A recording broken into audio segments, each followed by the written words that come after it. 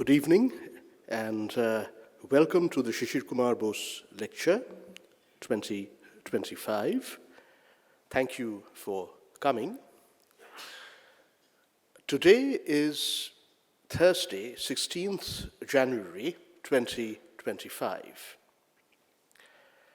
As a prelude to the lecture, I want to give all of you a glimpse into certain events that transpired in this house and in this neighborhood on another Thursday evening, 16th January 1941, 84 years ago to the day.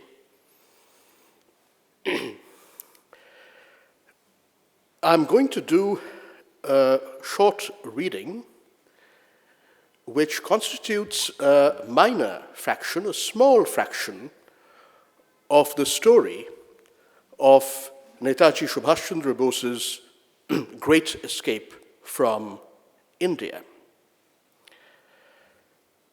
Sisir Kumar Bose first wrote out in detail the story of the escape in the mid-1970s, more than 30 years after it happened, as a Bengali book titled Mahanishkraman, and its English version titled simply The Great Escape. That was in the mid-1970s. Then, during the 1980s, when he wrote his famous chronicle in Bengali, once again, titled Boshubari, the story of the Great Escape was once again incorporated into that and reached yet another generation and many more readers. Today, I'm going to read from this book, Subhash and Sharut, an intimate memoir of the Bose brothers, which is the English version of the classic Boshubari. But unlike Boshubari, which dates to the 1980s, the English version was published relatively recently, only in 2016. The excerpt I'm about to read you covers a time span of approximately 7.5 hours, from about 6 o'clock on the evening of Thursday, 16th January 1941, until 1:30 in the morning, i.e. 1:30 a.m. on the 17th of January 1941. So a time span of 7.5 hours. In the Calcutta winter, dusk fell early. I got anxious as the car had not returned from the service center. The car, of course, being India's most famous and historic automobile, the Wanderer W24, registration number BLA 7169, manufactured by the Auto Union in Germany in 1937, purchased for just under 5,000 rupees by Subhash Chandra Bose thereafter, and registered in the name of his son, a driving enthusiast named Sisir Kumar Bose, the vehicle of the Great Escape. I had sent father's chauffeur, Shamsuddin, to fetch it from the service center. I kept looking out of the street side window of my room. The room is not in this house, but in Subhash Chandra Bose's house, built in 1927-28, and Shishir's room, Shishir was 20 at the time, Shishir's room was on the second floor of 1 Woodburn Park, which is a 2-minute walk from here, as most of you know, on Woodburn Road, now Netaji Bose Lecture. What if the servicing mechanics failed to finish their work the same day as they had promised and wanted to keep the car overnight? I breathed a sigh of relief when I heard the droning noise of the Wanderer's engine and then saw Shamsuddin driving it into the driveway of 1 Woodburn Park. By then, Uncle, that is Ranga Kakababu's baggage was ready. I was going down to the first floor of 1 Woodburn Park, Sharad Bose's residence, on the next street, perpendicular to Elgin Road, from time to time and looking this way and that. I saw Father, Sharad Chandra Bose, resting on the divan in the south veranda of the first floor of Woodburn Park, Dokkiner Baranda, after returning from the High Court. I had to see him and talk to him, but there were other people around. As I deliberated what to do, I heard Father coming up the stairs from the first floor to the second floor of 1 Woodburn Park at a slow pace. He asked me to switch on the light of the terrace, the chad. This house has a big chad. Woodburn Park also has a big chad. And we went out there. Father looked worried, but he smiled gently at me and said, "Ki, thik parbe to?" Then he asked me if I anticipated any problems with driving a long distance and if there was risk of mechanical trouble. I told him very confidently, I shall have no difficulty driving a long distance, and the Wanderer is a very reliable car, which it was. Long distance, well, from here, 38/2 Elgin Road, until the Gomo Railway Junction, now Netaji Subhash Chandra Bose Gomo Railway Junction, where Sisir saw his uncle for the last time just after midnight, the following night, the night of 17th, 18th January 1941. That's a distance of about 335 kilometers. It appeared to me that Father was surveying the entire journey in his mind and trying to think where and how problems might arise. Then he told me he was not as confident as Uncle Subhash about our prospects. It was wartime, and we would have to pass through areas where there was very strict police or military watch. He particularly apprehended that we might be challenged while driving through the French enclave of Chandannagar. The French police there stopped passing vehicles frequently to combat smuggling. Father told me that a private car driving through Chandannagar in the dead of night was bound to arouse suspicion, and he advised me to be extra careful while going through there. As he talked to me while we strolled on the open terrace that winter evening, Father said that secret conversations like the one they were having should always be held in public view. He used the words, "conspiracy under the lamppost," as the best way to avoid suspicion. Then he looked at me for a little while with a philosophical sort of gaze, gave me an affectionate smile, said, "Thik ache," and slowly went down the stairs. Mother Vibhabhati Bose told me later that Father stayed awake until 2 a.m. that night and anxiously waited for the sound of the Wanderer passing in front of the house. He repeatedly came out of his bedroom on the first floor of 1 Woodburn Park and looked out from the small street-side veranda. He had evidently thought that we would go north along Woodburn Road to the Lower Circular Road, but we did not take that particular route. The clock was ticking. How was I to load Uncle's luggage into the car without being observed? If someone caught me in the act, what would I say? First, I went down to the ground floor of One Woodman Park, as if to check how the car had been serviced. Shamsuddin had put the Wanderer in the garage. I took it out and parked it close to the side door of the small kitchen on the ground floor. I avoided going out by the front door, the main portico, as servants were sitting there.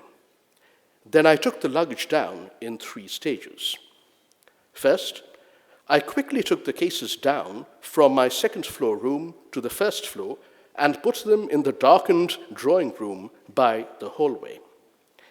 Then I went down to the ground floor to see if anybody was around. When I found the coast clear, I quickly took the cases down to the dining room, which was on the ground floor. Fortunately, there was nobody there, and this room too was dark. Finally, I went out by the side door of the kitchen on tiptoe and opened the left rear door of the car. After taking a quick look in all directions, I swiftly took the 2 cases out of the dining room and put them inside the boot.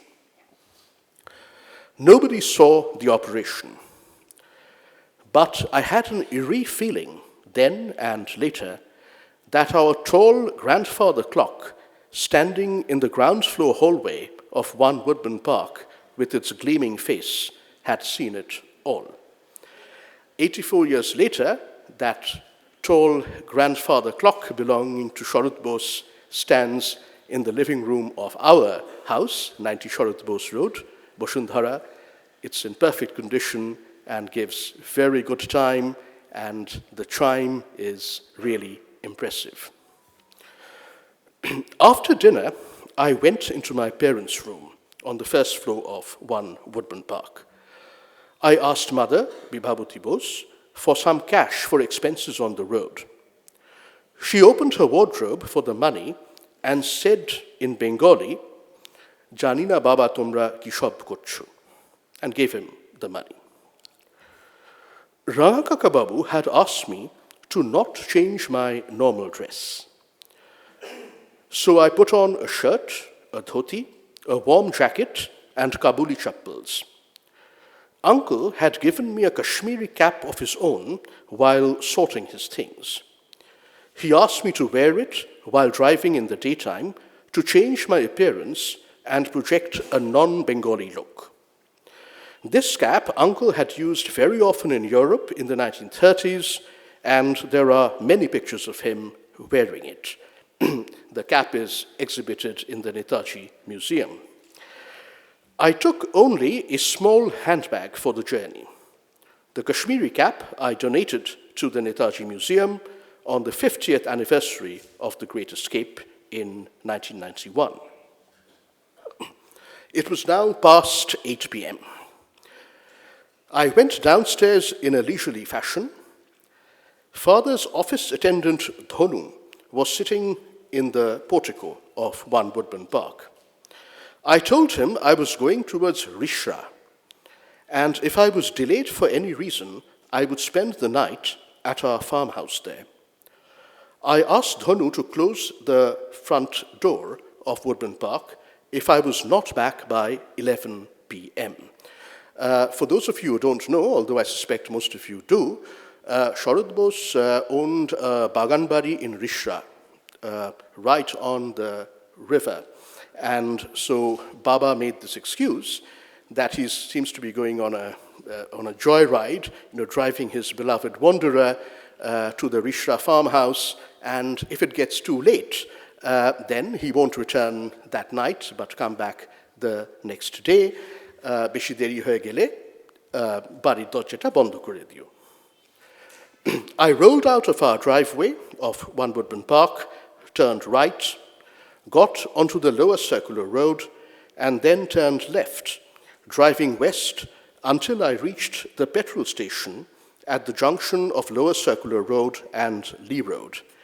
That large, well-lit petrol station at the junction of Lower Circular Road, or AJC Bose Road, and Lee Road still exists, but I doubt that its present owners and workers know that Sisir Bose stopped there at about 8 o'clock on 16th January 1941. There I filled the tank, took an extra 2 gallons in a can for emergencies, and checked the tire pressures. I entered Elgin Road from the Chorungi side on the west and drove into the driveway of 38 by 2. Then I turned the car around and parked it by the open staircase of the annexee at the rear of the house. This is just beyond this auditorium, where this auditorium ends, where my own little car is parked right now. It was now nearly 9 p.m. In his room, I found Rangakababu, or Uncle Subhash, wearing a silk dhoti and chadar, ceremonially dressed. He was about to take a seat on the floor for a specially prepared vegetarian dinner before starting his purported meditation exercise in seclusion. This is, of course, Netaji's bedroom that he used from late 1937 until the Mahanishkraman in January 1941. The front side of the bedroom on the first floor overlooks Elgin Road.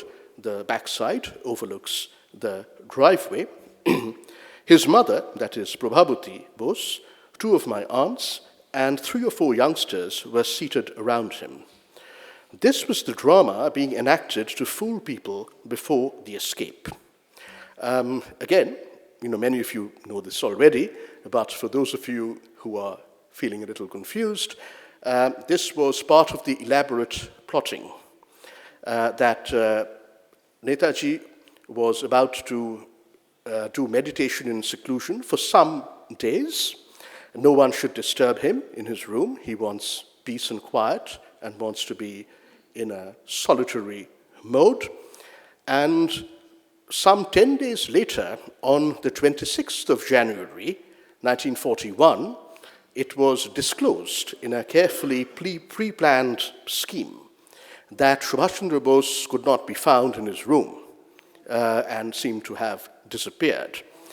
On the 26th January, the day this disappearance was disclosed, as per a pre-planned scheme, on that day, Subhash Chandra Bose had left Peshawar, where he had been since the evening of 19th January, and he was traveling, as the news broke, so to speak, through the tribal territories, particularly the Afridi areas of the frontier province towards Kabul, i.e., he was out of reach of the police and security forces of the British Raj. As the Last Supper unfolded, I sat down on my grandfather's large bed and watched the proceedings. If you go to the bedroom, which is preserved exactly as it was on the 16th of January, 1941, you know that there are 2 beds. One is a large, ornate 4-poster bed that belonged to Netaji's father, Janakinath Bose. The other is a simple cot-like bed, which Netaji slept on. So Baba, Sisir Bose, is sitting on the large, ornate 4-poster bed, observing this drama being enacted of a Last Supper before meditation in seclusion. After the special dinner, I should mention that, as exhibits go, the silk dhoti and chadar, which Netaji wore for this staged Last Supper, and the marble bowl and the plate he ate the vegetarian meal from are all exhibited on the 2nd floor in the Netaji Museum. After the special dinner, senior members of the family retired to their rooms. After the elders had left, the rearrangement of Uncle's room began. Large bed sheets were used as curtains to divide that room into 3 compartments. The northern half, overlooking Elgin Road, was kept separate, ostensibly for Uncle's seclusion. The southern half, it's a relatively large room, was divided into 2 parts. The larger portion included my grandfather's large bed And then a small area was created near the door. The door opens out into the long veranda of this house on the first floor. It was announced that nobody should venture beyond this area to avoid disturbing uncle's meditation in seclusion.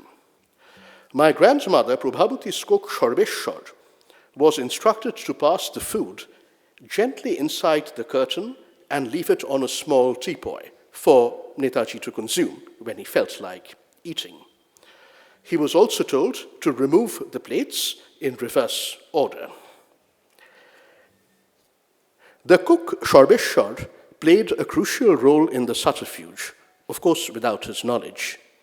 10 days later, on the morning of 26 January 1941, he was the person who discovered, when he went to collect the plates, that uncle's dinner was untouched. Naturally, he raised the alarm. Uncle Subhash had told me he would like to set out as quickly as possible because he wanted to reach Dhanbad before dawn. They had decided to avoid the major stations, which were crowded even at night, like Asansol and Dhanbad, and instead go to Gomo for Netaji to catch the Kalka mail to Delhi and then change to the frontier mail to Peshawar. And Netaji wanted to drive as much as possible during the night. He wanted to avoid daylight hours. But as it turned out, we had to wait another 4 hours before the coast was clear for us to leave. Uncle got very restless during that time.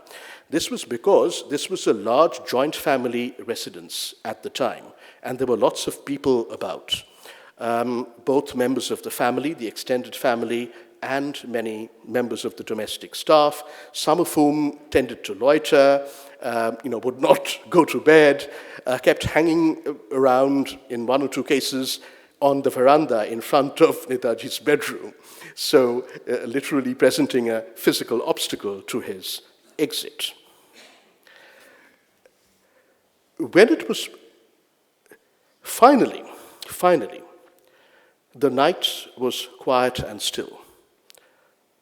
It was about 1 o'clock, 1 a.m.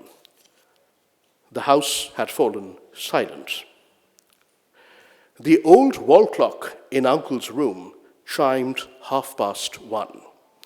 This clock, Seikosha, predecessor of Seiko, still, ticks on in that very spot in the bedroom and gives perfect time and chimes beautifully. The tension we felt for 15 or 20 minutes is hard to describe between 1 and 1:30. Then, Uncle Subhash came out of his enclosure into the area just in front of the door to his room. I was really struck then by his impressive disguise.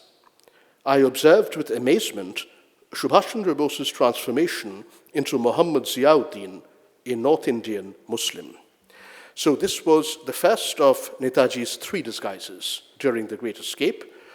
First, from Delhi, from here, from 38/2 Elgin Road to Peshawar, Muhammad Ziauddin, a traveling salesman of insurance policies with fake cards printed.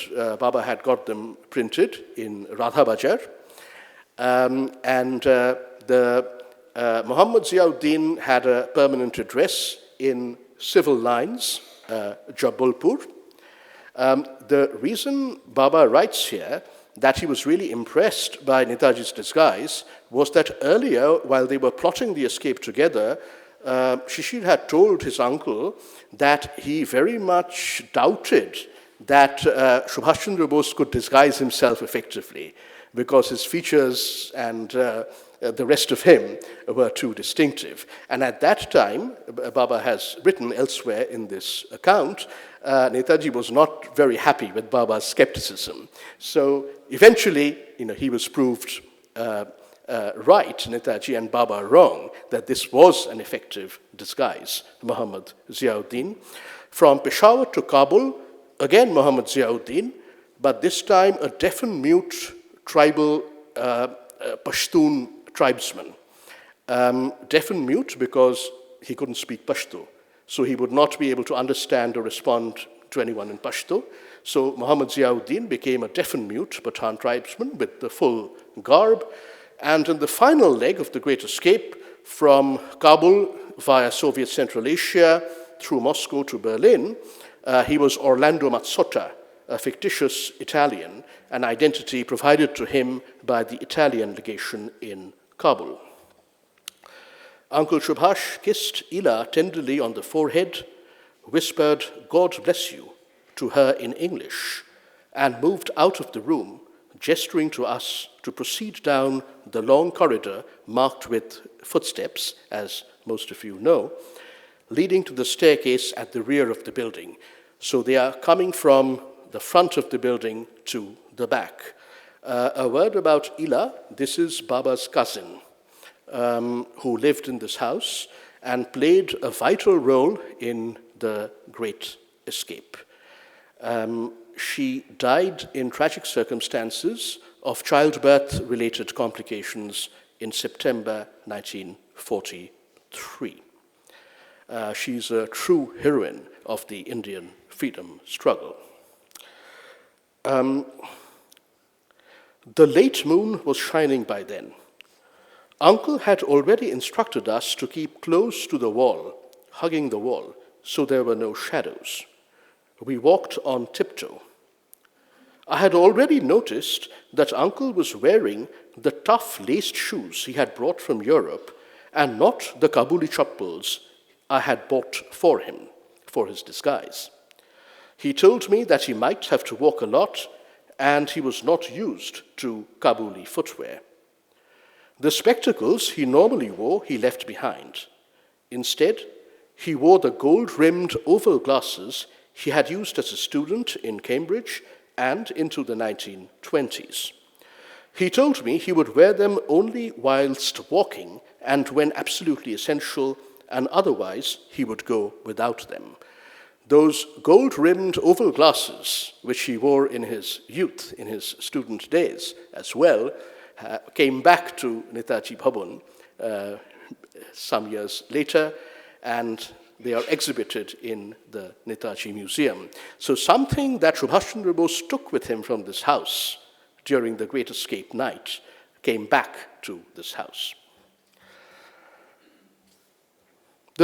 We went down the entire length of the long corridor to the south, passed through the dark passage of the annexee, which is just here, beyond this auditorium, and reached the top of the open staircase, the stone staircase, which is right here. There was not a sound to be heard. We came down the stairs. The car was parked there. Baba writes, "I could hear my own heartbeat." Uncle got in and took the rear seat on the left and then held on to the door without closing it. I went around and climbed into the driver's seat on the right and slammed my door with a bang.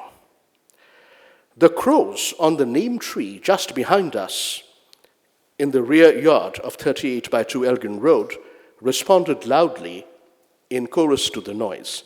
There is this giant neem tree, which many of you are familiar with, spreads its branches above this auditorium.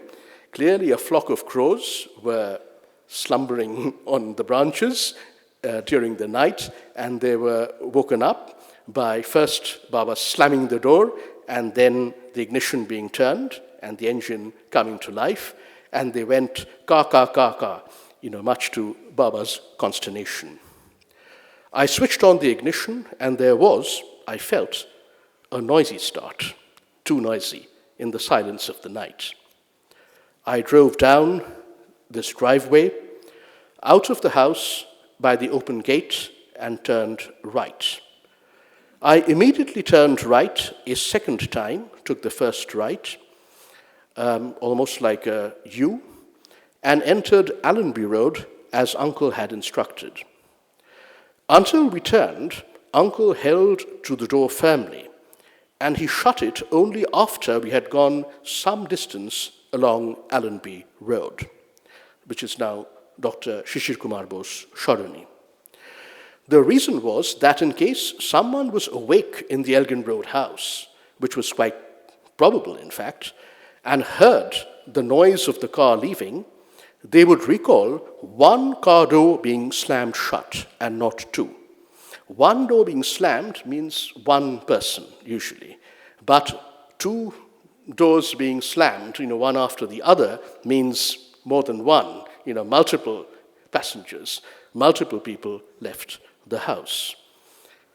It was 1:35 a.m. on the night of 16th, 17th January 1941. From Allenby Road, I turned left on Justice Chandramadhab Road to reach Lansdowne Road, now Sharad Bose Road. So he did a loop of sorts. The purpose of going in a southerly direction at first, rather than on our real northbound route, was to throw any watchers off track. In case the plainclothes agents stationed at the corner of Elgin Road and Woodburn Road saw the car leaving the house and made a note of it, they would report that the car which left went south, not north, hence the loop. The watchers were, however, sleeping in the winter cold on their khatiyas. So after hitting Lansdowne Road, he reached the Lower Circular Road, then the Shialda station, then Harrison Road, then over the old wooden bridge, not the cantilever bridge of Howrah Bridge, and where the steamers and the country boats were all deep in slumber on the Hooghly River, and finally hitting the Grand Trunk Road on the way towards Gomo. I had an eerie feeling about our departure for a long time afterwards. I often felt there were two silent witnesses. One, Father's majestically tall grandfather clock standing in the hall of one Woodburn Park. The other, the huge neem tree, this huge neem tree, at the rear of 38/2 Elgin Road. Every time I looked at them, they seemed to tell me without speaking, we saw everything. The greatest escape in the history of modern India, and surely one of the greatest escapes in world history, was underway. My uncle's journey from Subhash Babu to Netaji had begun. That's it. Thank you.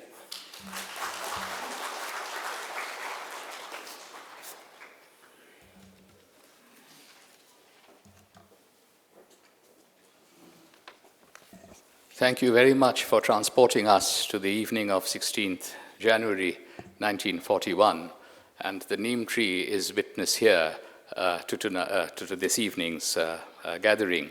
Let me add my warmest welcome to you all for coming to the Sisir Kumar Bose Lecture 2025.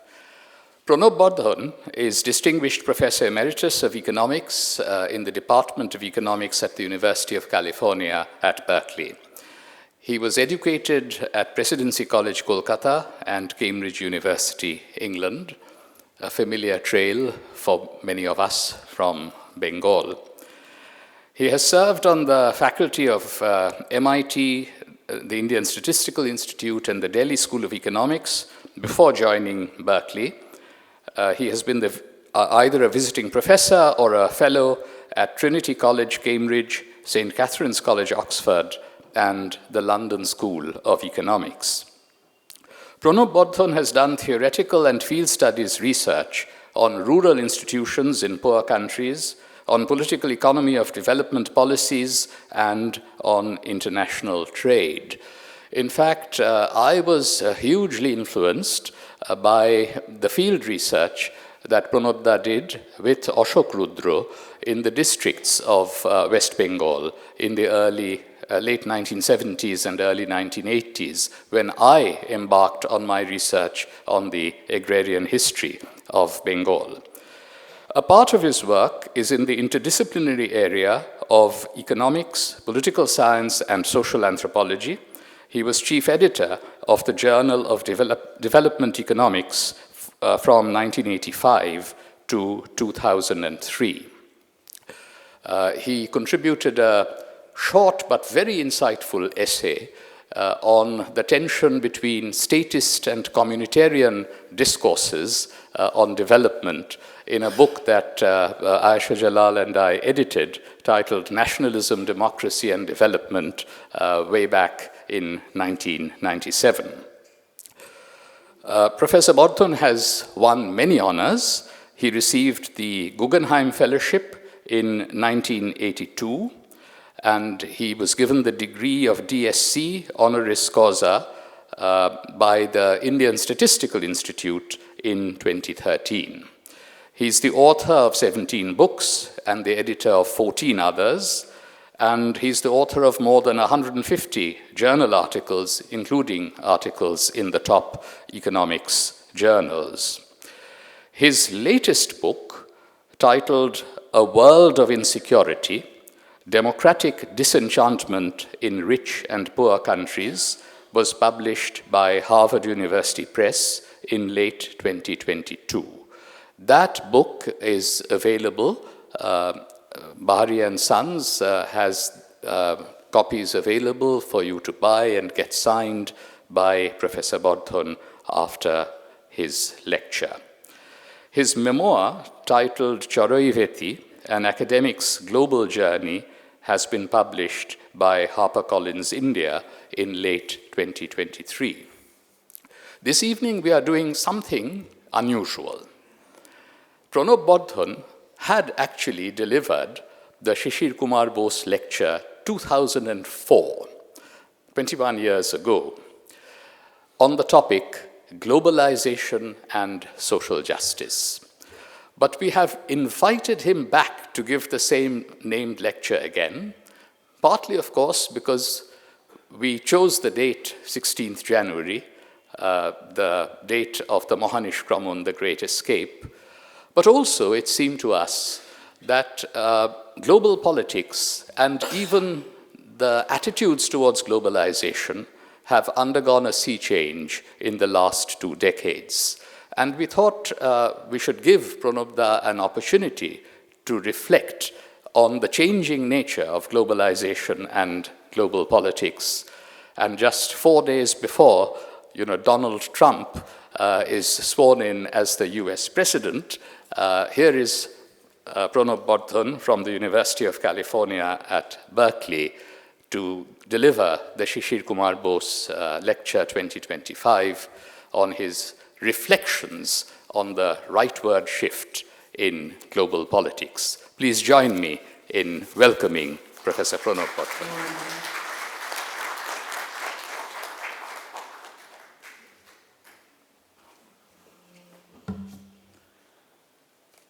Thank you, Shugato, for those over-generous remarks.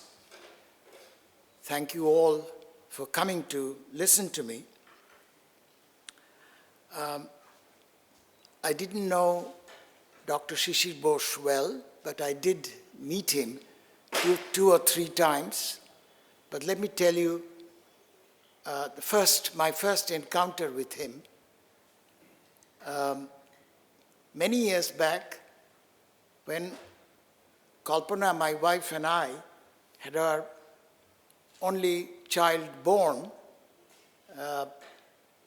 as happens with all new parents, we are always overly anxious about the state of health of our child. Slightest ailment would make us over-anxious. So one of those occasions, we thought, given this ailment, you have to see the best pediatrician of Calcutta. I made an appointment to Dr. Sisir Bose, and I remember in the Woodburn Park home, Kalpana and I came with the child.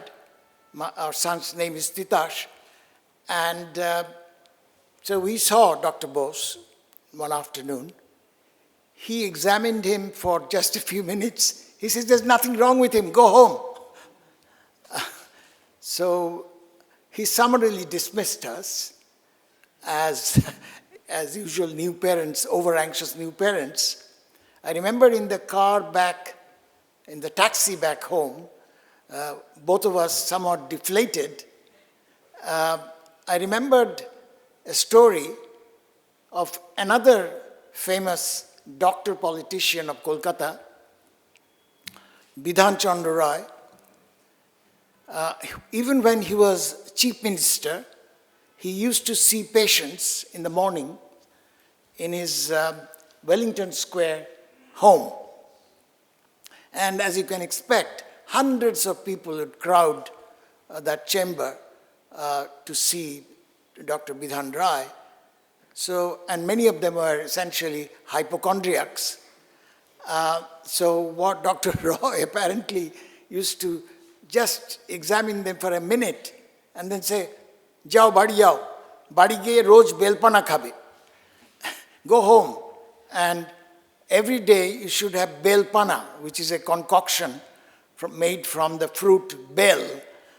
What is the English of bel? I think it's nearest is oud apple. So that was the nature of deflation that we also felt that day. And then after that, I met him a couple of times, very briefly.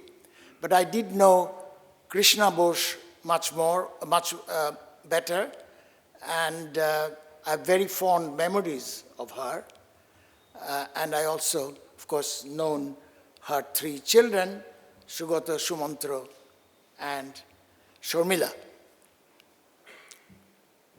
My topic, as Sugata has announced, is about the reflections on the rightward shift in global politics. Actually, I should tell you that by global politics, I do not mean international relations or geopolitics. I mean actually the rightward shift in domestic politics worldwide. And I'll talk about many countries. Primarily, I'll talk about the country where I reside, United States, and of course, India. But in a sense, you can say today, and for the last decade or so, a specter is haunting the whole world. This extreme shift toward right-wing extremism. Wherever you look, it's not just Trump and Modi. Whole of Europe, France, Marine Le Pen, Britain, of course, has just come out of the Brexit, initial Brexit move. Viktor Orban in Hungary. In Germany today, the second most popular party is a party which has Nazi roots. In Italy, the ruling party has fascist roots.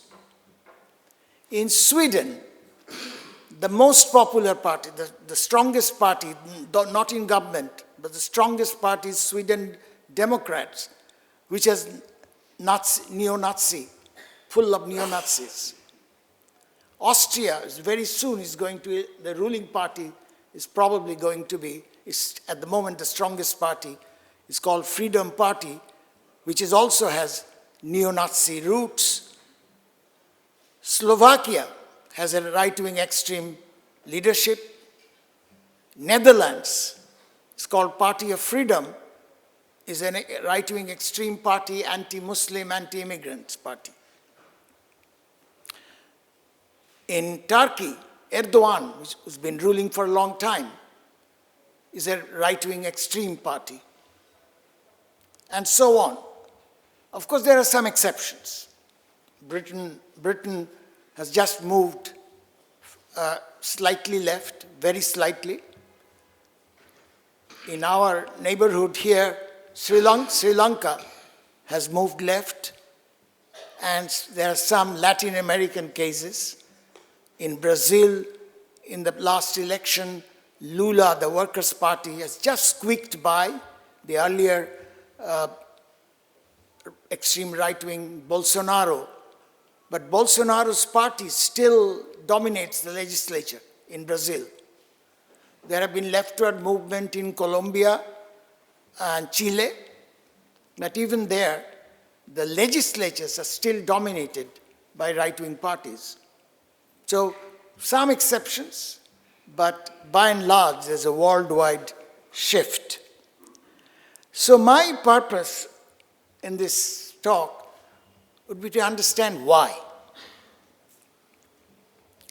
Now, most of my economist colleagues and also others, many journalists, have commented that this is also the period, this period of right-wing shift has also been the period when economic inequality galloped, which is true. Even in countries where economic inequality has not gone up, the level of inequality is grotesquely high. There's been a lot of work on this, there's a lot of data.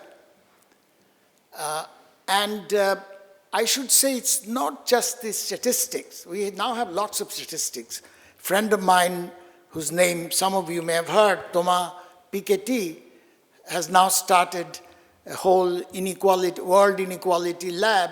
If anybody is interested in the numbers, you can download it any day from World Inequality Lab on the inequalities in various countries. In fact, India is, according to Piketty, is one of the most unequal countries in the world. And something that Piketty does not consider, if you consider that the inequality that they're talking about is the income and wealth inequality, but if you consider inequality of education, what economists sometimes crudely call human capital inequality, if you consider that, India is probably world's the most unequal country, because the inequality of education in India is much worse than even highly unequal countries like Brazil or South Africa. And also there is a general feeling, people don't usually discuss the data or statistics, the general feeling, just let me give you two examples. Say United States, where these large bankers and investment brokers brought about this worldwide financial crisis in 2007-8. If we look back, all those people who were responsible, if you think about them, none of them were punished for it. They got away. In fact, some of them are back to power in the financial world.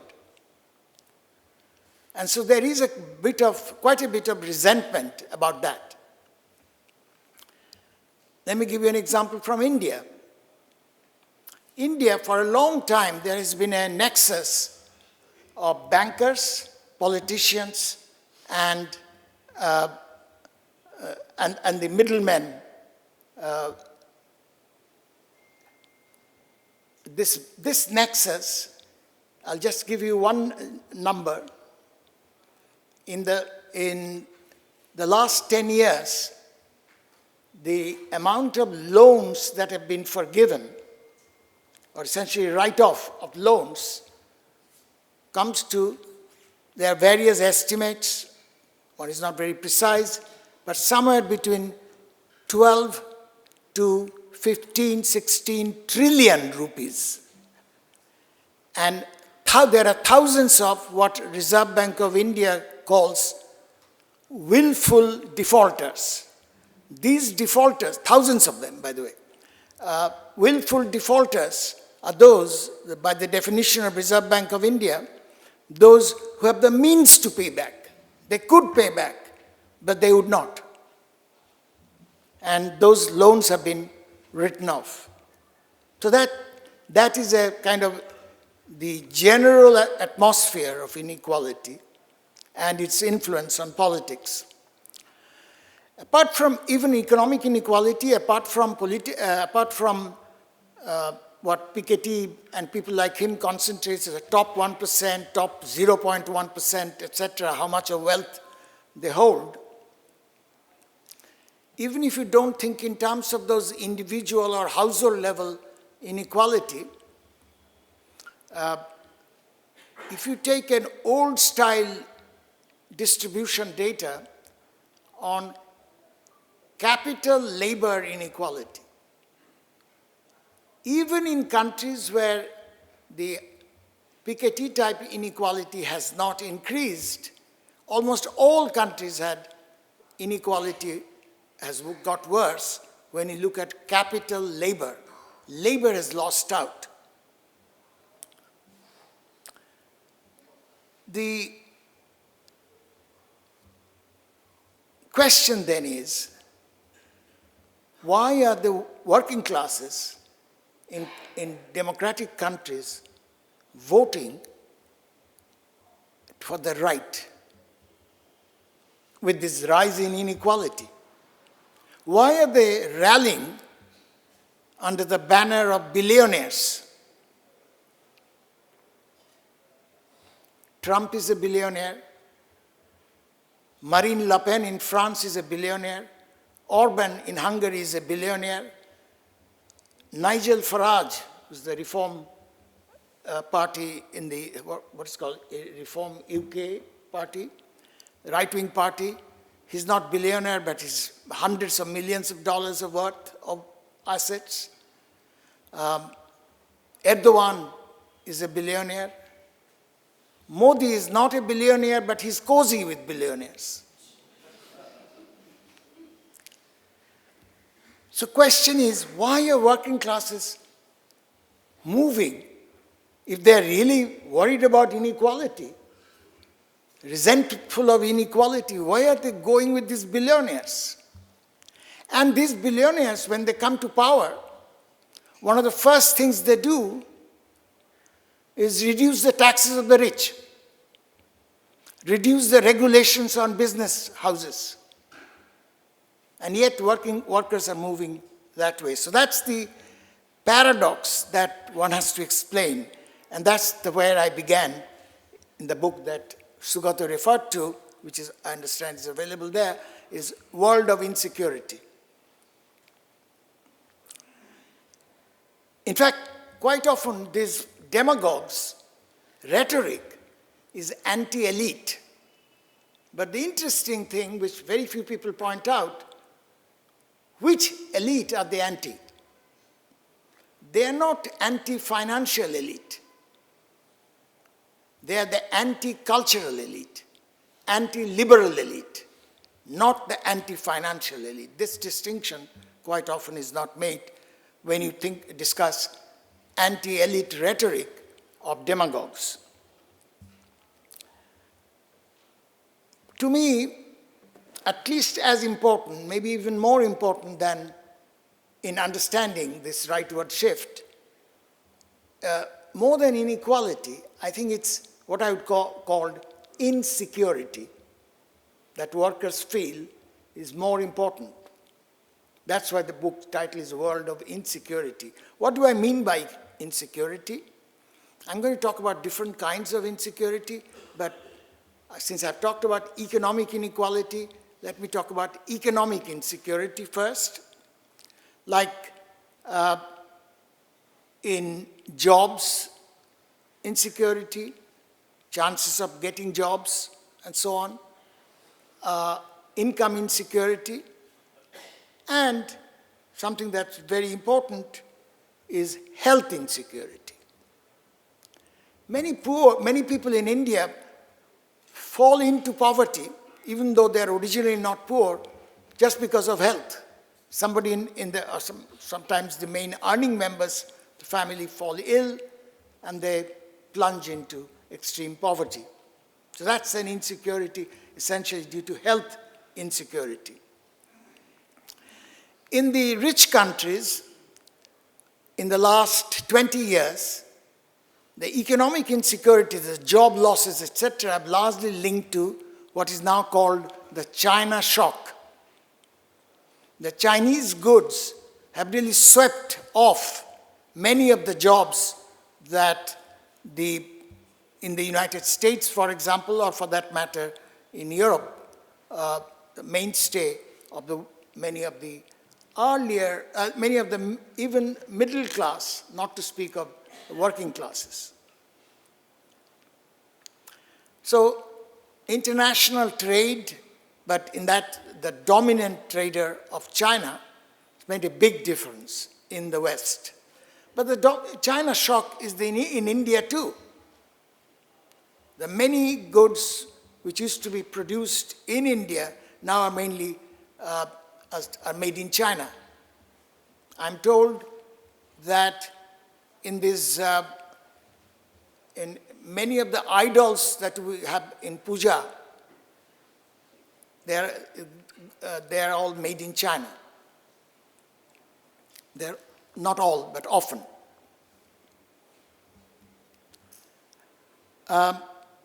So the kind of insecurity that all this has produced and also the associated thing relates to income insecurity. If you look at wages of workers over the last 10, 15 years, all over the world, there is, for the low-skilled workers, there is wage stagnation, by and large. In fact, the data that I've seen for OECD countries, the rich countries, 65% of households over the last 10, 15 years have faced either income for workers stagnation or fall. Income has gone down.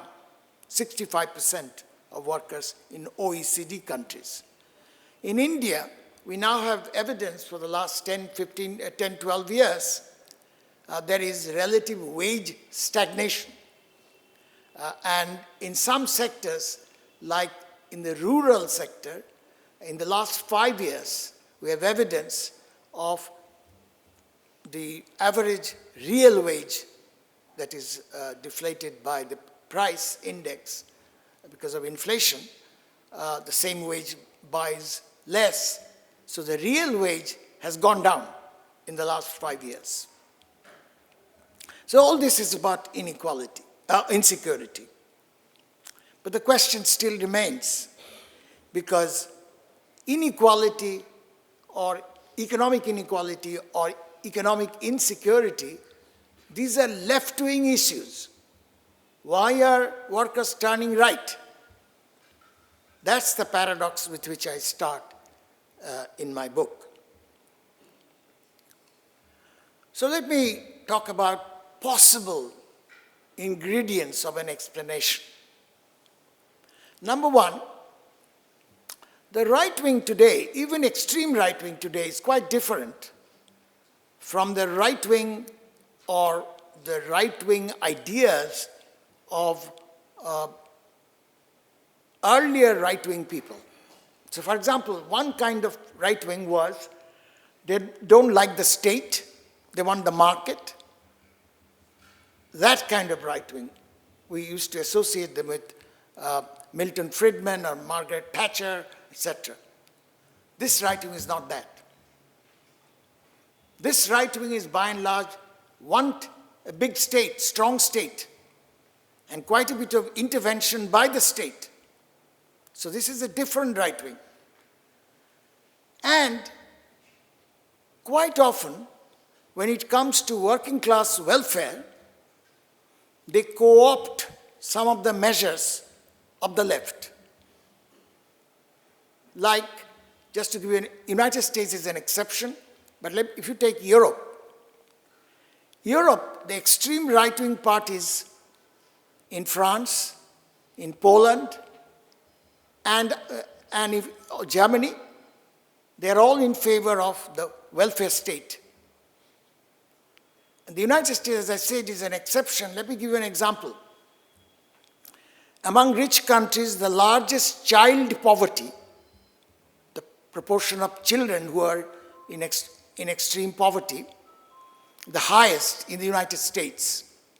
And yet, whenever the Democratic Party wants to introduce child assistance programs, the right-wing Republican Party always resists, quite often successfully.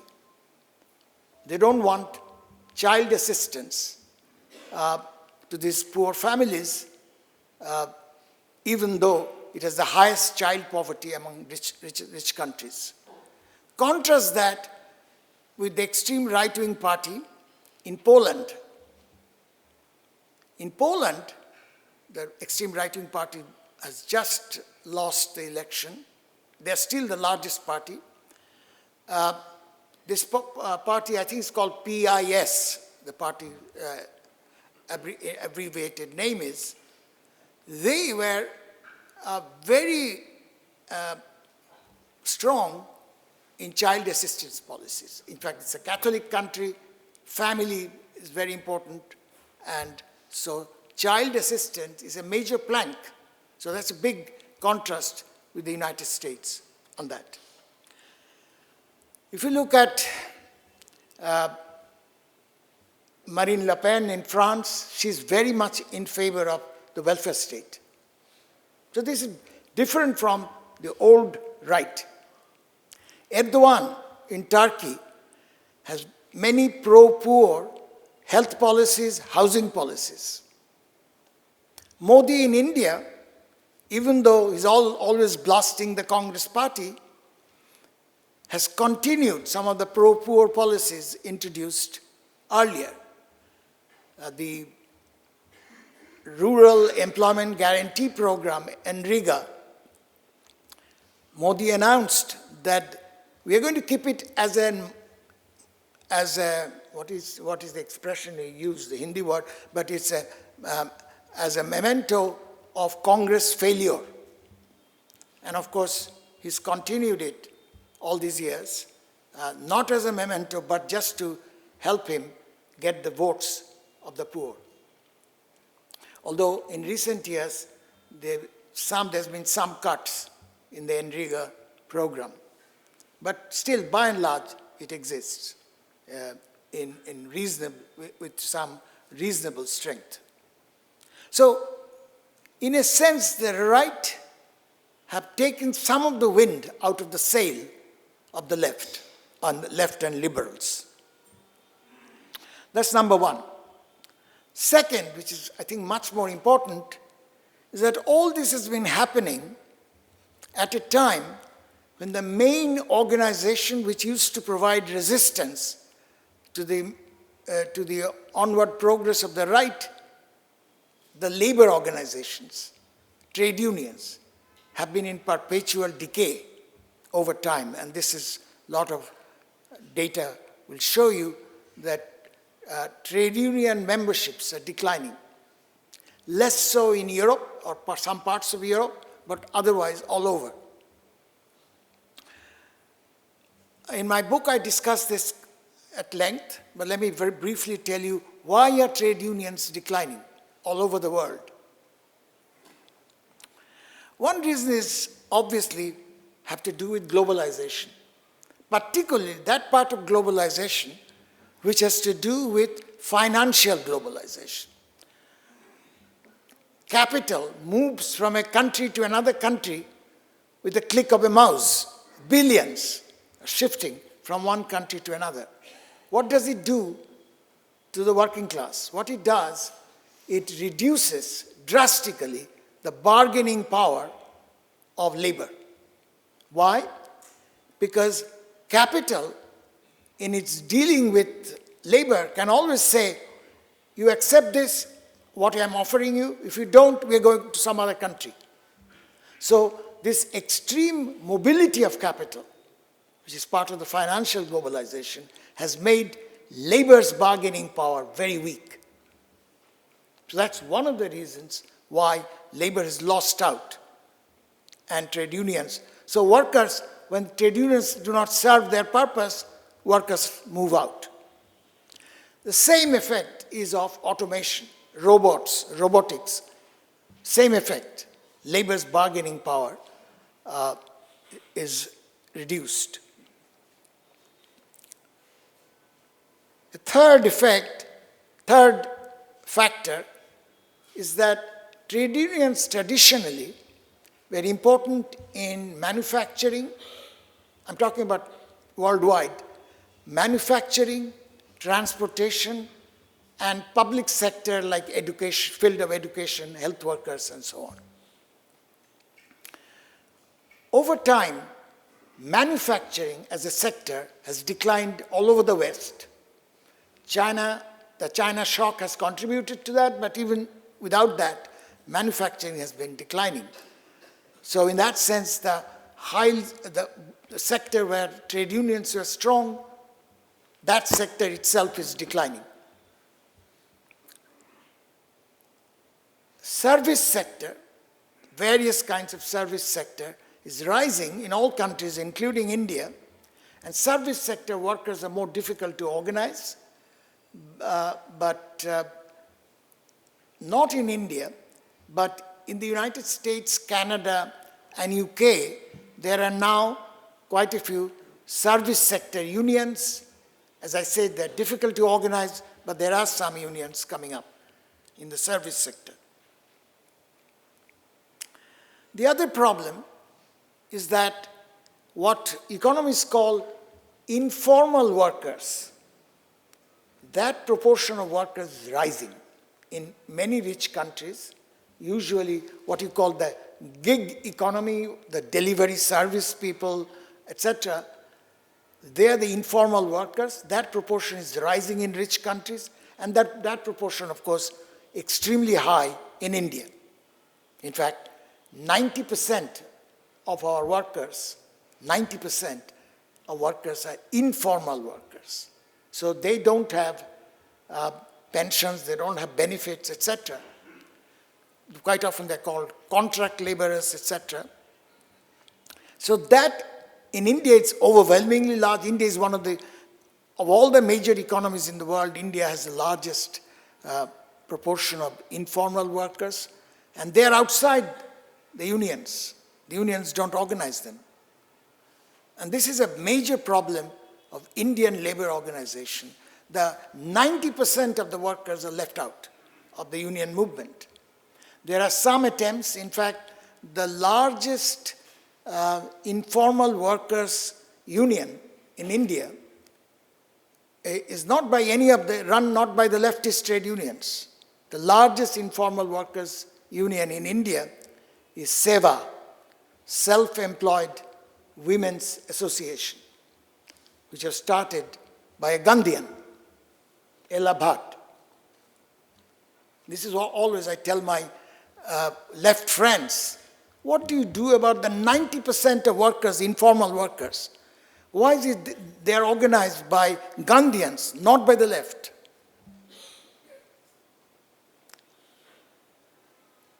So I've talked about co-optation of left issues by the right. Second, decline of trade unions as a force of resistance. Third, I would emphasize the influence of social media. And here it's a little bit complicated. You might say, why the right will have the advantage of social media? Why not the left? And I would say there's an inherent advantage that in social media, the right has. And let me explain that. We now have some data to support it.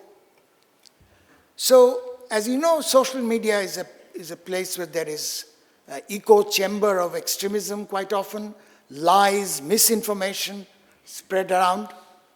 I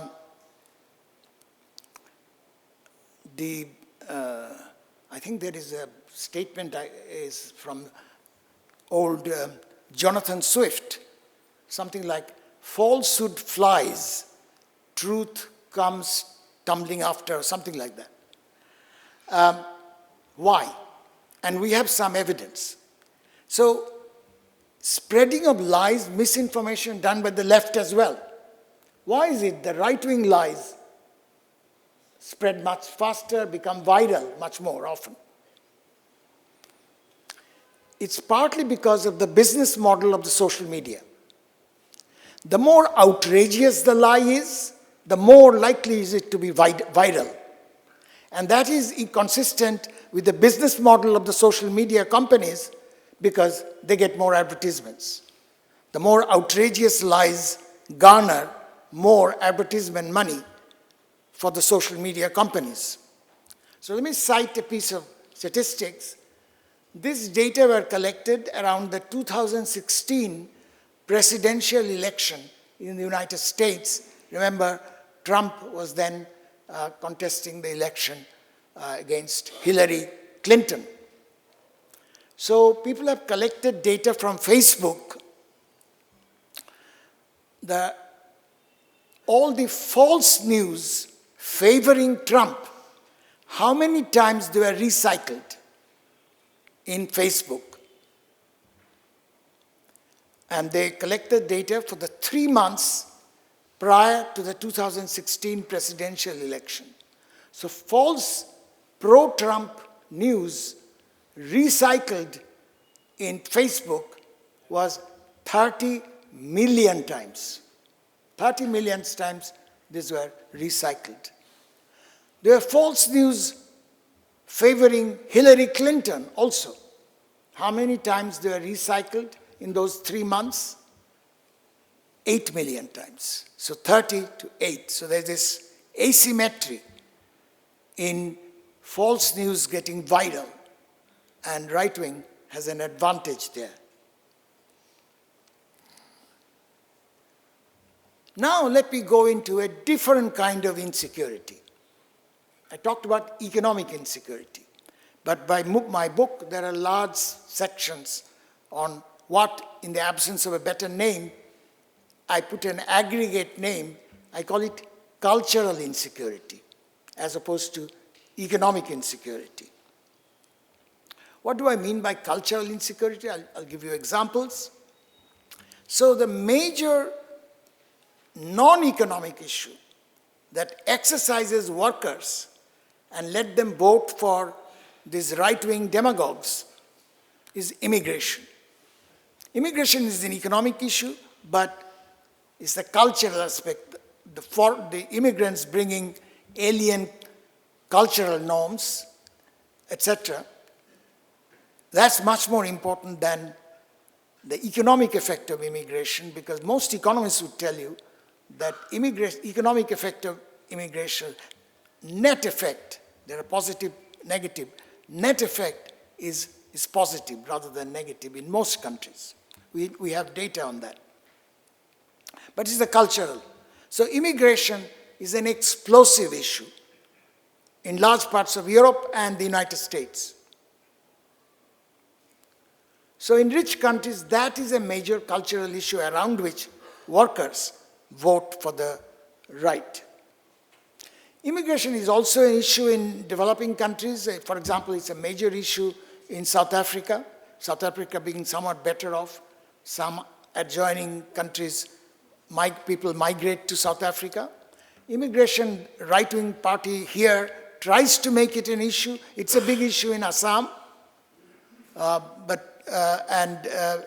Recently, right now in Delhi election, they're talking about the illegal immigrants from Bangladesh and the Rohingyas, etc.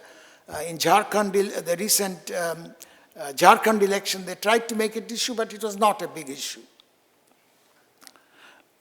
Unfortunately, in the Delhi election, even Kejriwal is talking about Bangladesh immigrants. So immigration usually is mainly an issue, cultural issue in rich countries. In poor countries like India, the cultural issue, the dominant cultural issue the right wing uses is, of course, religious bigotry and hatred, demonizing the minorities in terms of religion. But there's a similarity between the rich country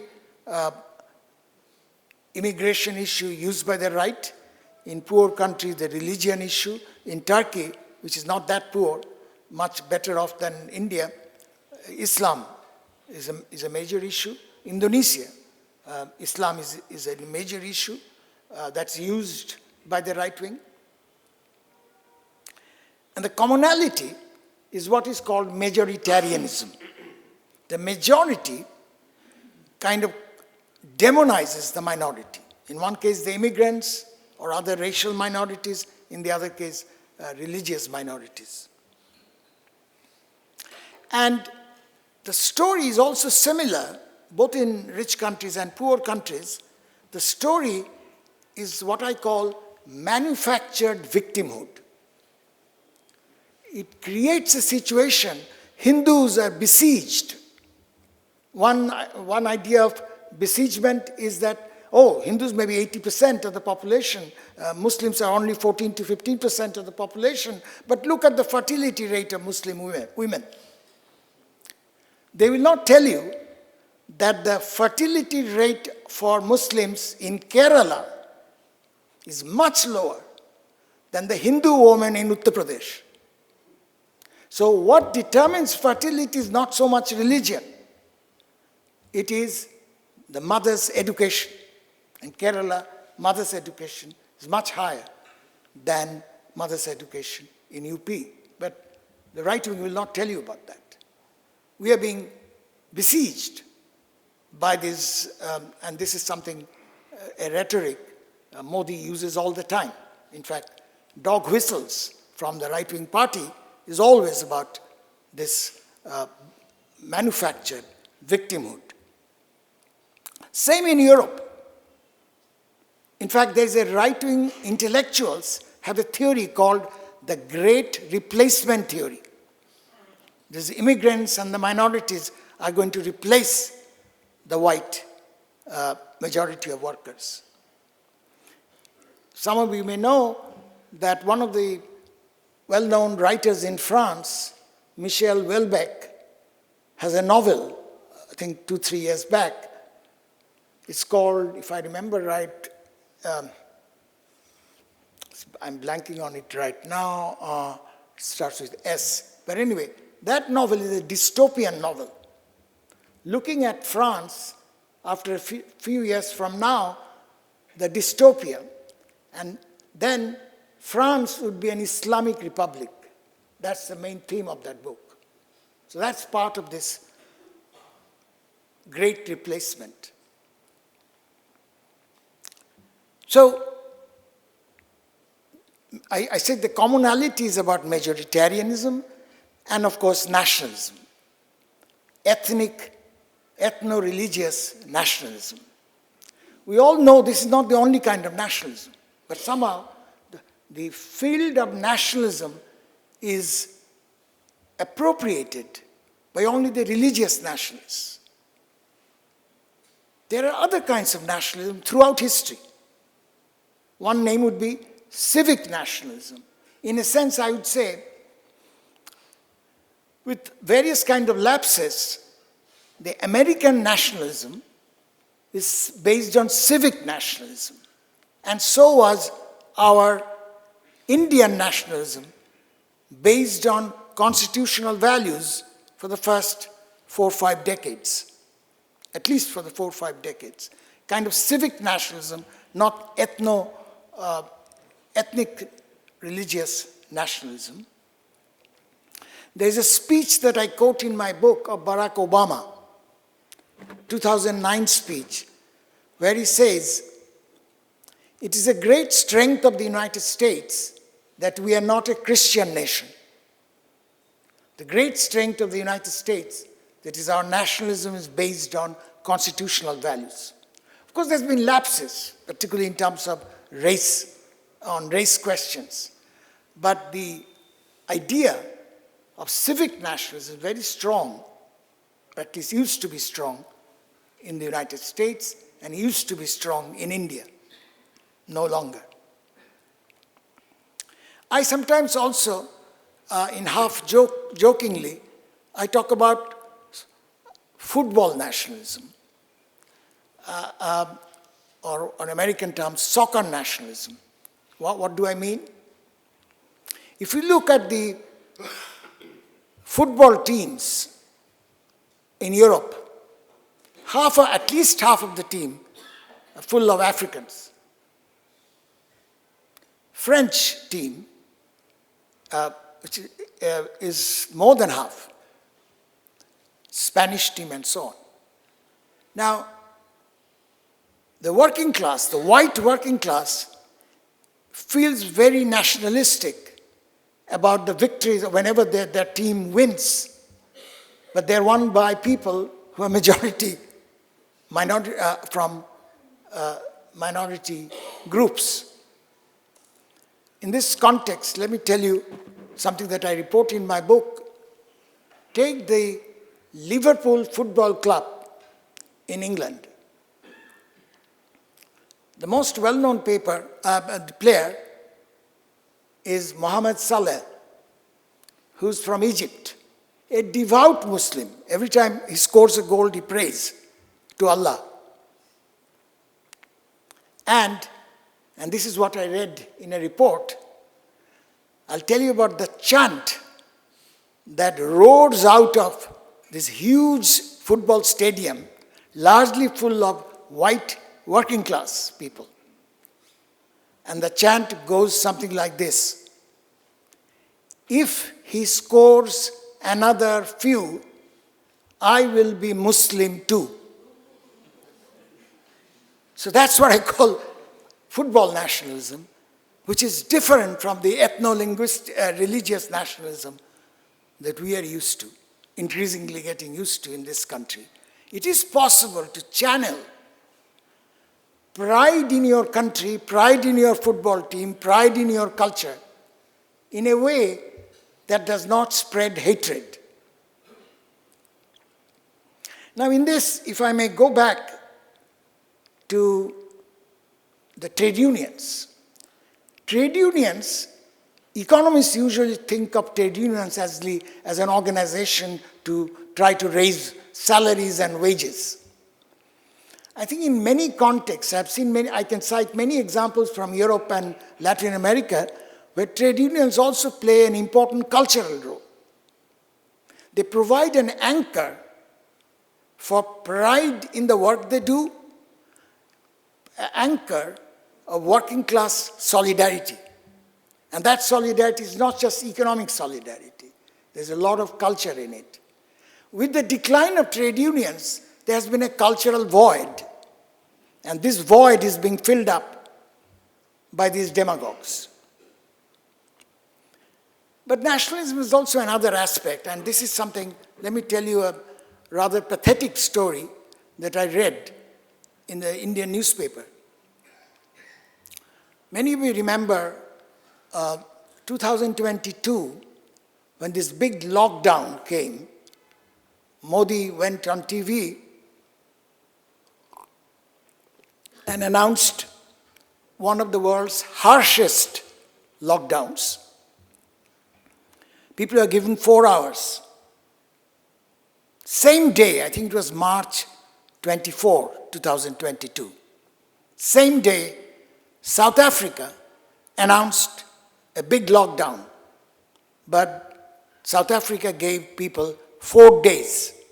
In India, 4 hours. So everything stopped, buses, trains, everything. So as you know, you've seen on TV, people started walking, sometimes hundreds of miles. So the report that I'm going to tell you about, I read it in some newspaper, I think in Indian Express. So an Indian Express reporter was walking with some of these migrant laborers. And they were telling them how miserable they are, and certainly quite complaining against the government that with this kind of unthinking lockdowns should think about us and so on.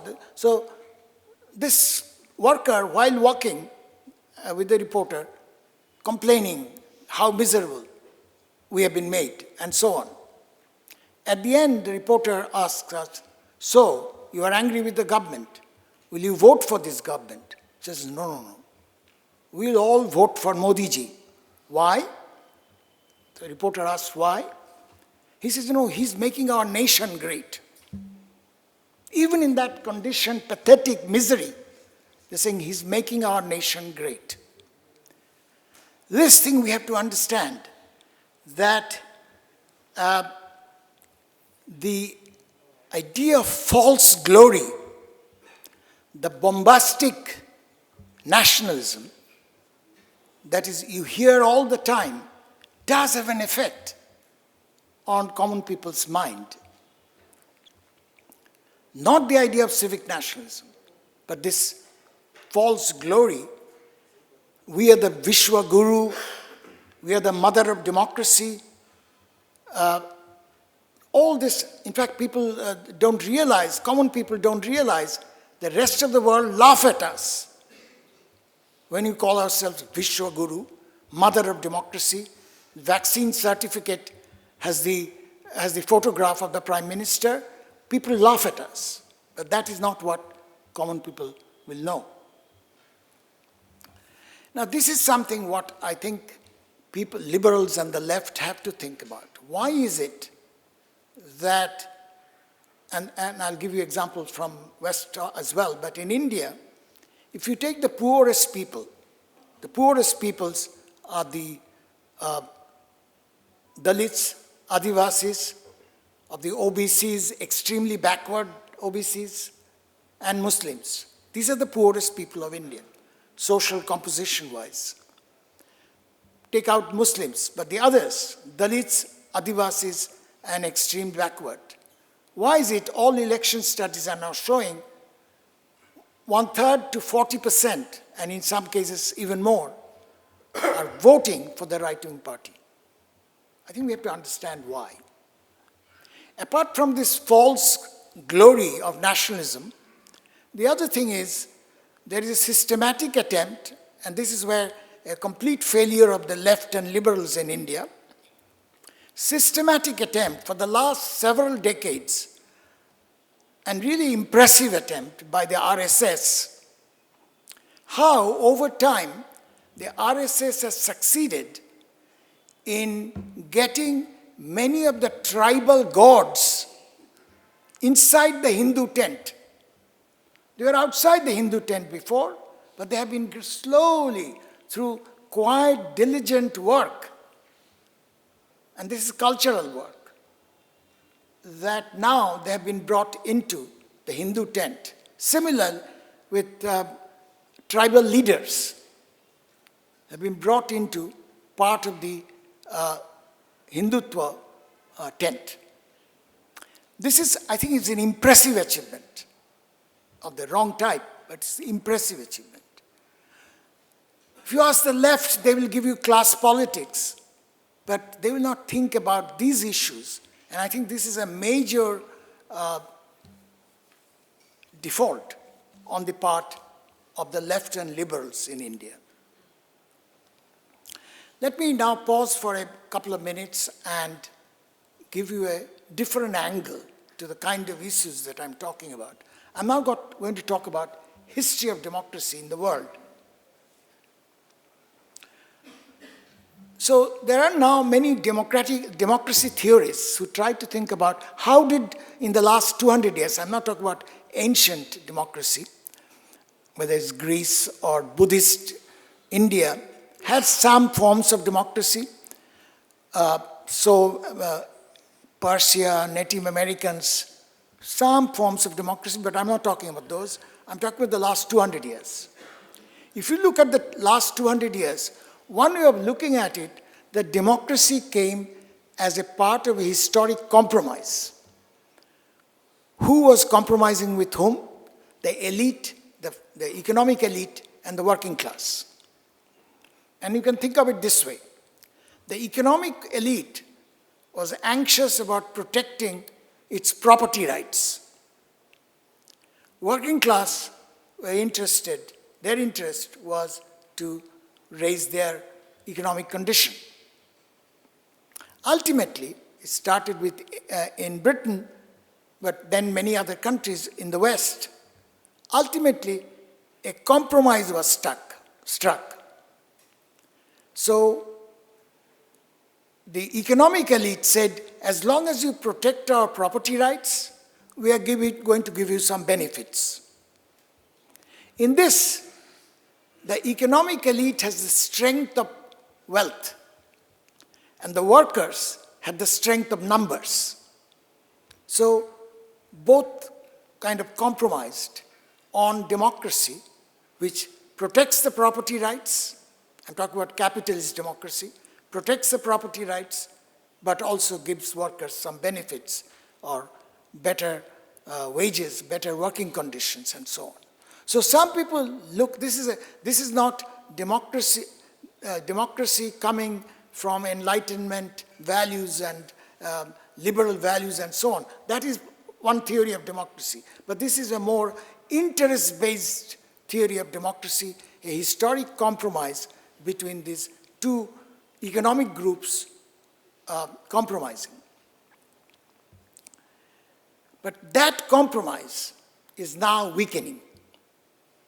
Why? Over time, as elections become more expensive, big money became important in politics. So in fighting elections, big money is very influential. The worst case of big money influence in democracies is in the two largest democracies in the world, United States and India. And there are lots of estimates of how many billions of dollars are spent in elections, etc. I'll not go into that. But the influence of corporate money made the economic elite, the compromise that I talked about, economic elite could see that with money, with money you can buy politicians, essentially. In the United States, many laws are essentially for sale to the highest donor or the strongest lobbies. So over time, as the lobbies became important, election funders became important, they could relax on the nature of that compromise. You don't have to give to the workers as much as you originally agreed to. So that compromise became weaker as the influence of big money in politics became stronger. And the other reason why that historic compromise became weaker, because for many reasons, fragmentation of workers increased. Workers became more fragmented, and there are many reasons. My book discusses many reasons for worker fragmentation. I've already told you about why trade unions became weaker. So that led to fragmentation. In India, for example, just the fragmentation of formal workers and informal workers is one of the biggest. And then cultural fragmentation, kind of things that I've already talked about.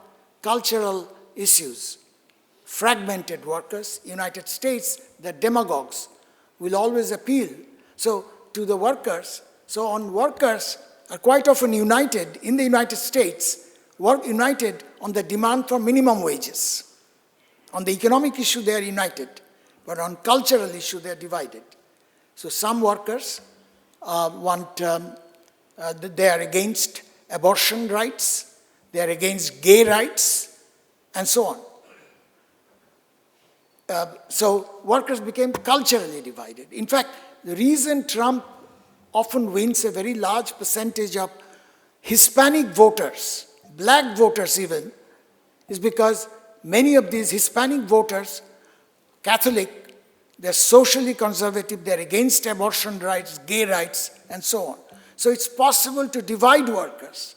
Even though they're united on economic issues, cultural issues divide them. So that's the fragmentation of workers that I'm talking about. So when this other party becomes weaker, the historic compromise gets frayed. Now, what to do about it? Actually, the second half of my book is about what to do. So there are many things that I've suggested. Let me mention only two or three of those. One is, I think, one is to seriously think about public funding of elections. United States is very difficult because Supreme Court has given judgment on the corporate donations. But countries like India can seriously think of public funding of elections. And we have a lot of lessons to learn from some countries where public funding of elections works. So France, Belgium, Spain, Germany, Sweden, even Canada have a serious public funding of elections. And I think there are some problems, but we have to learn from them. There is a book by my friend Piketty's wife, what's her name? Julia Cage. She has a book called Price of Democracy.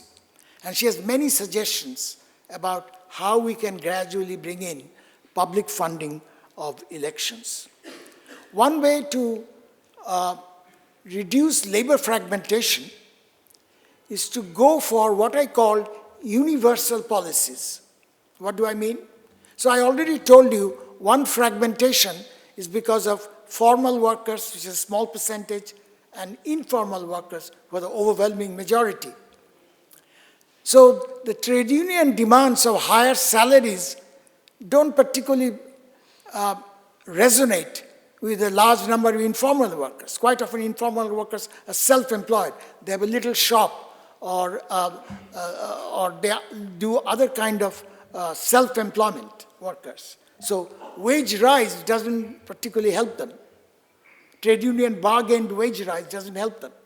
So we have to think of policies which will help them, like this SEVA policies, for example. SEVA tries to get loans, better loans for the women workers, the basket weavers and others. Self-employed women are helped by credit policies, marketing policies, all kinds of insurance that you can do. And in that connection, you can think of universal policies which will help both formal workers and informal workers. I'll give you 2 or 3 examples. So universal health care will help both formal workers, informal workers. We don't have informal workers. In fact, unfortunately, we are going to the American model of health rather than universal health care.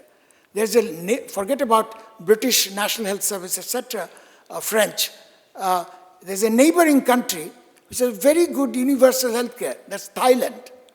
Thailand introduced in the last about 25 years back a universal health care program which is working reasonably well. It is possible. You don't have to be like a rich country. Similarly, one can think about universal child care policies to will help many women workers. One of the women's participation rate in the labor force is one of the lowest in the world, is India. There are many ways you can help them. Universal child care policies or universal kitchen facilities. There exist examples in South India. In Jayalalitha's time, there was Amma kitchen. So the woman worker at the end of the day don't have to go and start cooking. You can buy things from the Amma kitchen at a relatively low price. And I think in Andhra Pradesh there used to be Indira kitchen and so on. So there are examples. So universal daycare, universal kitchen facility, etc. You can think of many, but you will see the left parties don't think about this in general. There are also other ways you can improve the workers' condition. One way, which is still probably very remote in India, take the case of Germany. Something that in the process of writing the book, I read up, and it's a remarkable case of improving the voice of labor in corporate governance. If you take the largest German companies, private companies, most of these large German private companies, the top governing board, corporate governing board, half of that board are worker representatives. Half. So the decisions that the big companies are taking, workers have a big voice. And in fact, as a result, compared to the United States and certainly India, German corporate boards have more women's representation. They are coming from below, from the labor organizations. So can they do? So with the voice, not only they improve the working conditions there, but these people also affect the governing board, the worker representation affects in which direction what is called R&D, research and development expenses of the company will go. At the moment, much of the research and development of the whole world is going into technical advancement which are capital intensive, which replaces labor. And that's why workers lose jobs. But that's not the only kind of technical advancement that you can think of. There are technical advances which are labor using. So it's not just a rate of innovation, it's a pattern of innovation which is affected by the labor voice. So some people say, well, if you give labor that much power, capitalism would get weaker, and the capitalism, one of the strong points of capitalism, they bring new technical innovations. My argument is that not necessarily. So every year, some organization, one of them is a United Nations organization, publishes the ranking of countries in terms of innovation, which are the most innovative countries in the world. If you take the top 5 or the top 10, yes, United States is quite high there, but so are some of these labor-friendly capitalist countries. Germany, Sweden, Finland, Denmark, these are all in the top 5, top 6, in the most innovative countries. And these are labor-friendly capitalist countries. So your capitalism can be labor-friendly without hurting the cause of innovations. So my book has a whole chapter on social democracy, how it can be, its relation with capitalism and innovation. Last thing that I want to mention is decentralization, which can be an important check on the progress of these right-wing extremist parties, because right-wing extremism all over the world is highly centralized.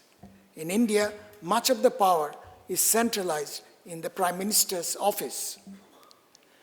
I think federalism, giving not just the states, state governments clamor for more power, but I'm talking about decentralization down below the state, to the municipal governments and panchayats.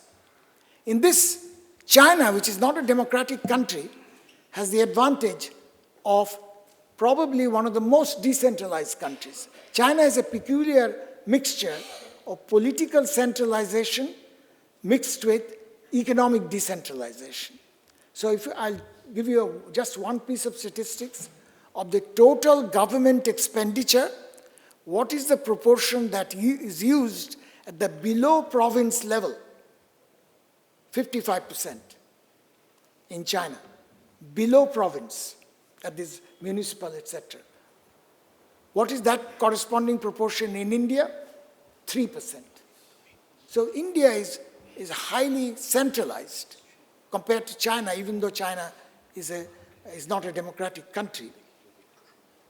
So if you're interested in other ideas what to do, the second half of my book, you'll find lots of these ideas. In general, I should say that these are not easy to do. I have lots of suggestions, but these are not easy to implement.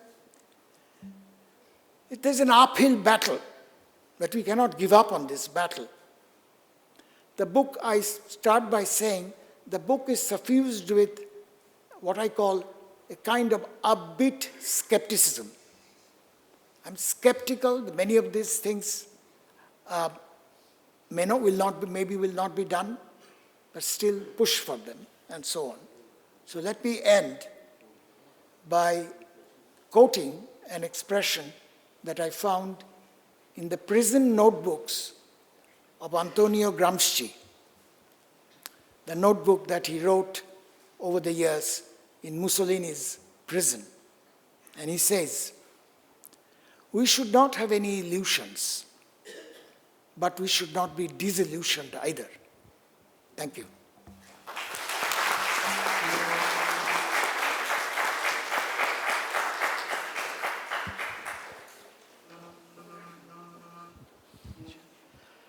Well, as you can see, the evergreen Pranab is a born teacher, and he has offered us something of a global theory for the rightward shift in global politics in recent decades.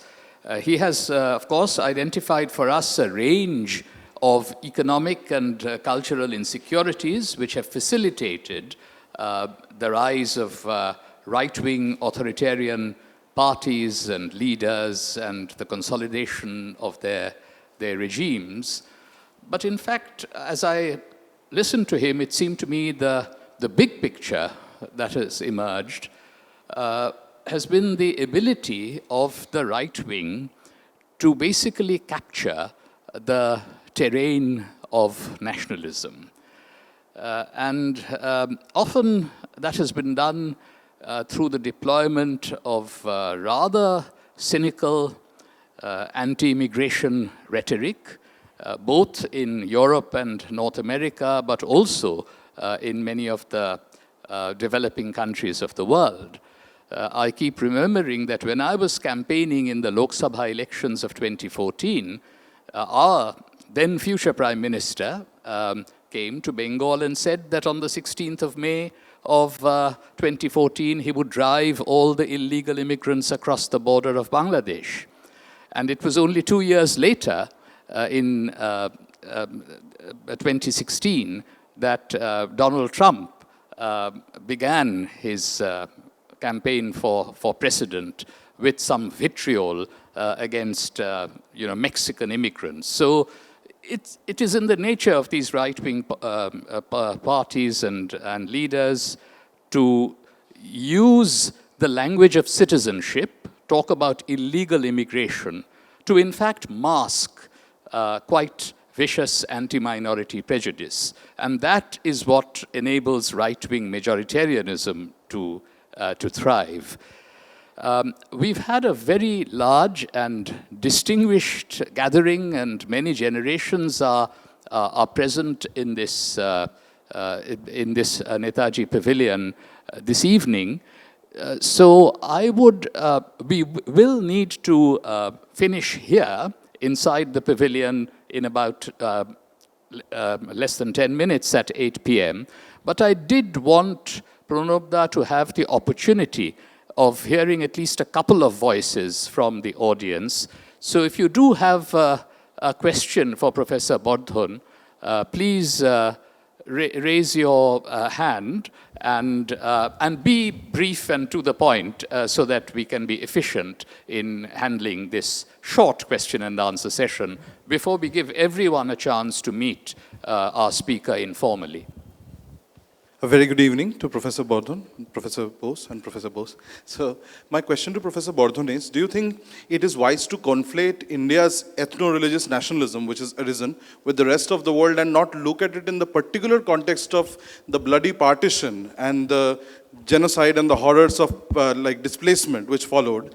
And do you think the decades that followed after independence were kind of invisibilized this hurt, and it was just simmering below the surface, waiting to come up, given an opportunity? Do you think that has been the case? A partition and the violence, the horrendous violence around partition certainly played a role.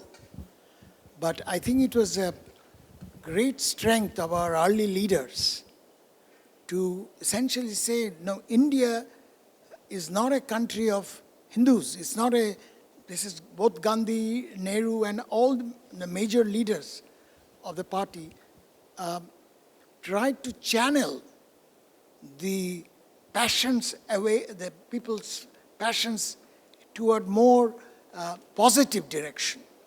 In a way, Pakistan failed.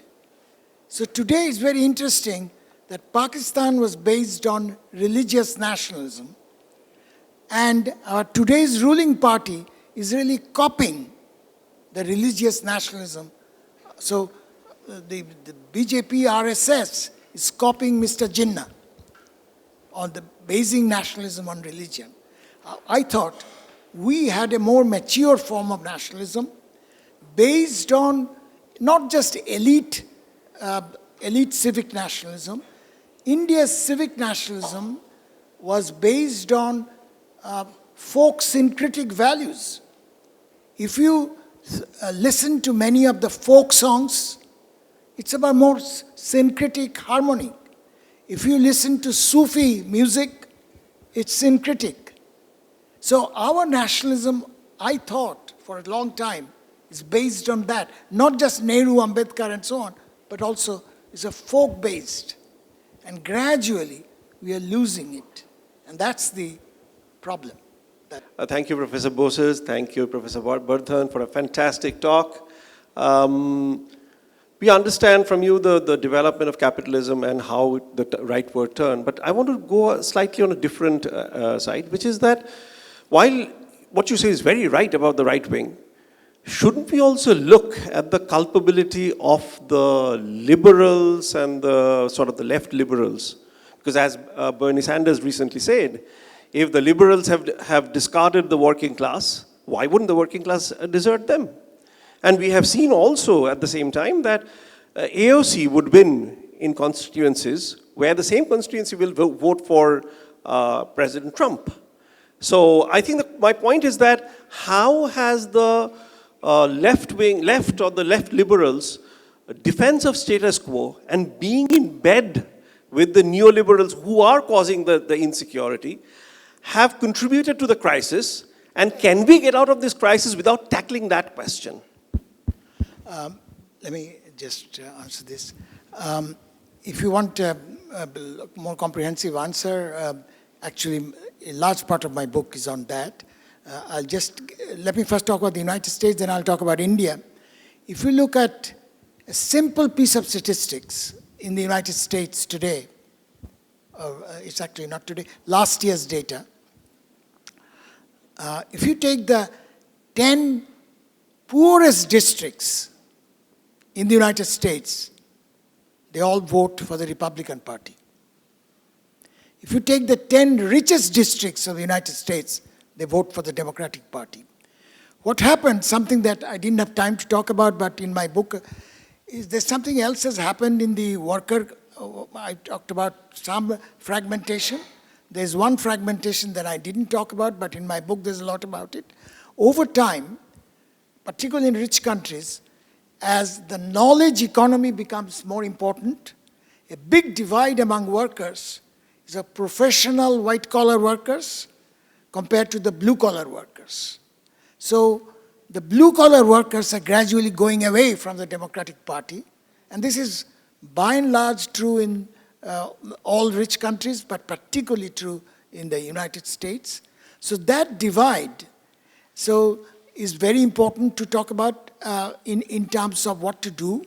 And that's where I was talking about the universal policies, which will help both the professional elite and also the blue-collar workers. So I wanted to think of various policies, and my book tries to bridge over that gap. Oh, maybe I should say something about in India. That's the United States case. The one very interesting distinction between the United States and India is that United States, even now, even in the last election, but certainly in the 2016 election for Trump, who are the Trump supporters? Look at their composition. They're less educated, less urban, they're more rural, and older. These are the three characteristics of the typical Trump voter. That is not true in India. India, the urban aspirational youth are often voting for Modi. Forget about United States, even Turkey. If you take Turkey, in Turkey, if you take the metropolitan cities like Istanbul, like Ankara, and other big metropolitan cities in Turkey vote against Erdogan. India is different. If you take Delhi, if you take Mumbai, if you take Bengaluru, they vote for Modi, by and large. So India this model doesn't work. Here, and that's what I think the right-wing parties have succeeded in persuading everybody. And I gave you the example of that miserable worker, that national glory, this sense of national glory, this hankering that we are going to be a big power. You cannot be a big power when 1/3 of your children are stunted. The largest number of stunted children in the world is in India. So, and yet we hanker for big power and so on. Yeah, that's broadly correct, I think.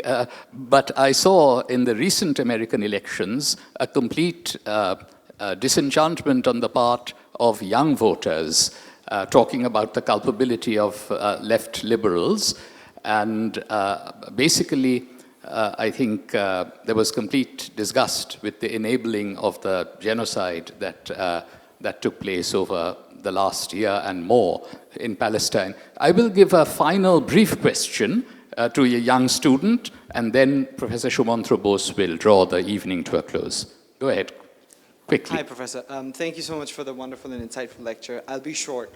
I was just wondering to what extent this global shift in politics, rightward shift, as you rightly mentioned, is because of party political bias, as opposed to, let's say, an anti-institutional bias, as we've seen across, like, anti-institutional bias? Yes. What is political bias or anti-institutional bias? What do you exactly mean by anti-institutional?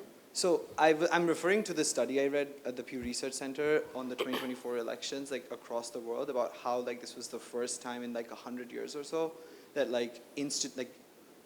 people voted overarchingly against existing institutions of power. Like they voted against the existing political party or the existing like elite party. So to what extent are the votes across the world a result of party political bias or perhaps against existing elites or institutions? I think largely in the West, gradually what is happening, the center is losing out. The centrist party, whether the center right or center left, are losing out. So if you take the French election, for example, in the latest French election, the parties that won are either Marine Le Pen's extreme right-wing party or, what's his name, starts with M, the left party. But Macron, who's in the center, lost out. So gradually this also reflects something that I mentioned.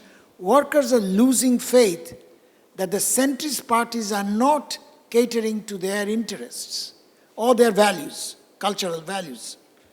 So those centrist parties quite often be pro-immigration, and the working class is rejecting that. And there the difference between left is still is pro-immigration, right of course is anti-immigration.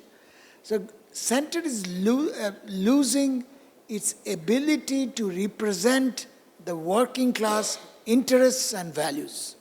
So that is what I think, it's not the anti-party, it's the anti-central establishment. That's what is happening. So let me bring the evening to a close by invoking two traditions and by extending an invitation. The first Netaji Research Bureau tradition we have observed for decades relates to our speaker, to whom we always present a few books which we believe they will find of interest. So may I invite Professor Sumantra Bose to present 3 books to Professor Pranab Bardhan. The 3 books are Sisir Bose's Subhash and Sharad, the English Boshubari, which I read from, and which contains the full story of the Great Escape and much else besides. The second book is, well, Pranab Babu mentioned our mother, Krishna Bose, and his fond memories of her. This is a national bestseller published posthumously in 2022. Krishna Bose, Netaji Subhash Chandra Bose's Life, Politics and Struggle.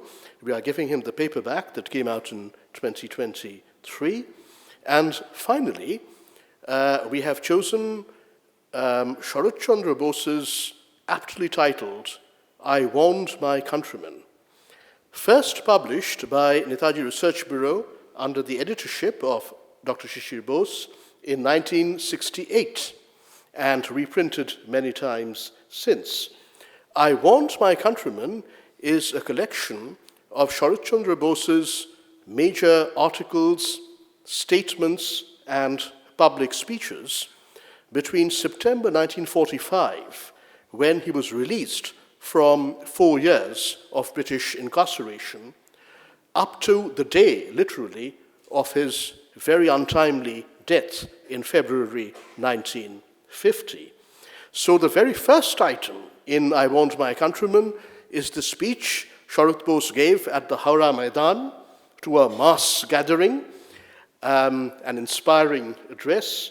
And one of the last items in January 1950 is Sharat Chandra Bose's forensic analysis of the new constitution of the Republic of India. That essay is titled A Constitution of Myths and Denials. And it was first published in January 1950 in the Indian Law Review. So may I ask Professor Bose to hand over these 3 books to Professor Bardhan. The second tradition of Netaji Research Bureau of long standing relates to the audience.